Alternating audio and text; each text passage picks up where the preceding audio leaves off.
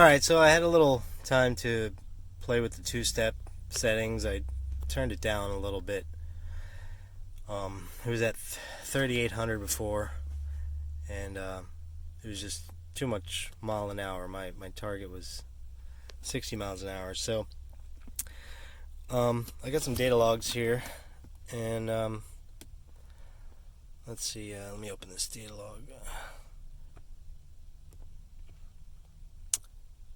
I was doing it on the fly, so I just named him AB, ABB.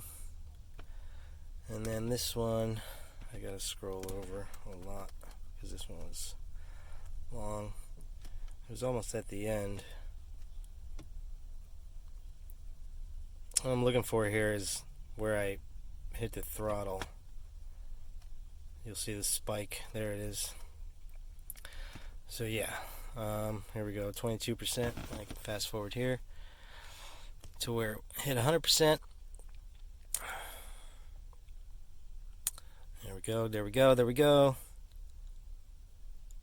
Okay, so right when we hit 100% throttle, we're going 59 miles per hour, and I'm holding the two-step button, so it holds the RPM at, I have it set at 3,600, so it kind of bounces back and forth, 50, 60 RPM, but it maintains it right around 3,600, 59 miles per hour. Now, when I first got into it, it was only 115 kPa. If we use this calculator, it's only, this is Matt Happel's fancy schmancy calculator. That's only 2 pounds of boost, but the longer you hold it, the more it builds, generally, to a point. It just takes a little bit to get up on boost. Like if I go back here now, we're still at 100% throttle, 143, still 60 miles an hour, so 143 kPa, and that is about 6 pounds. So yeah, it's around 5-6 pounds. And then when I let go of the button, we can fast forward. You'll see the mile per hour picking up. It kind of hooked there.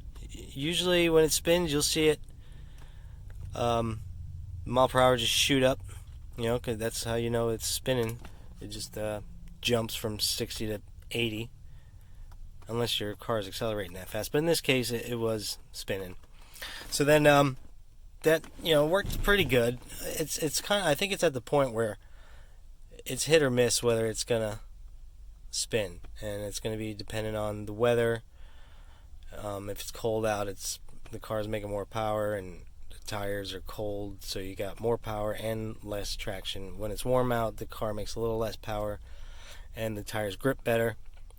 So this is the second one. This one I was just testing the mile per hour, so I wanted to see where the two-step was set at as far as mile per hour. So I pushed the button in, and I brought it up on the two-step, but I didn't floor it. I was just holding the engine there at the RPM. So it was banging off the two-step a little bit, but I was only giving it like quarter throttle. You'll see I never got fully into it. So yeah, it was hovering right around 60 kPa.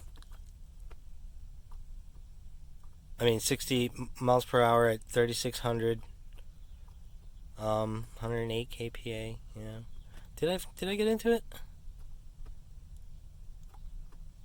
I gave it some throttle.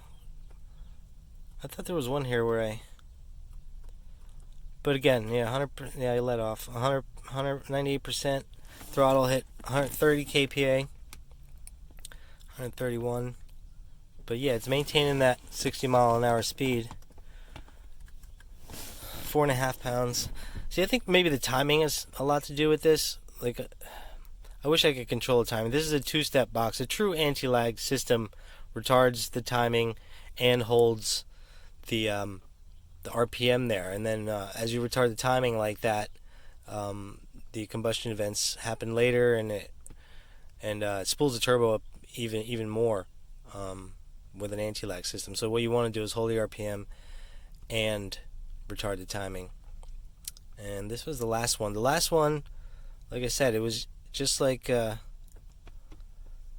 it's hit or miss. Like this one, it just blew the tires off. So it's going to be tough. I do want to get different tires I have 305/40 Mickey Thompson ET Street SS. It's like 27 inches tall, something like that. But I have a set of 15-inch wheels. I want to put some ET Street Radial Pros, the R's, or the ones that have the little lines, whatever they're called. They're just barely street legal, and they have just like little hatch marks on them to make them street legal. But they're going to be 28 inches tall, roughly, and they should work better. Let me see. Let's get to 100% throttle.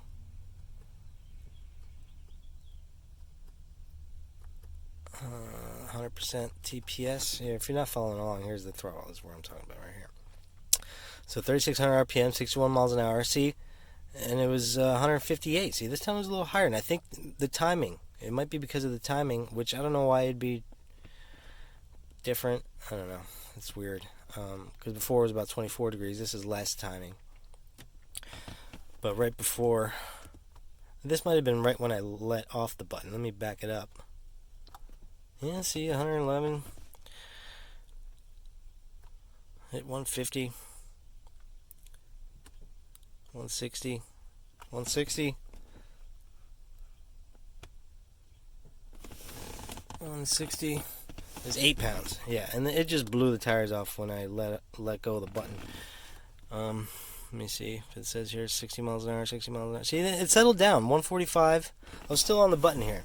So yeah, 145 is only like 6 pounds. 139, 138.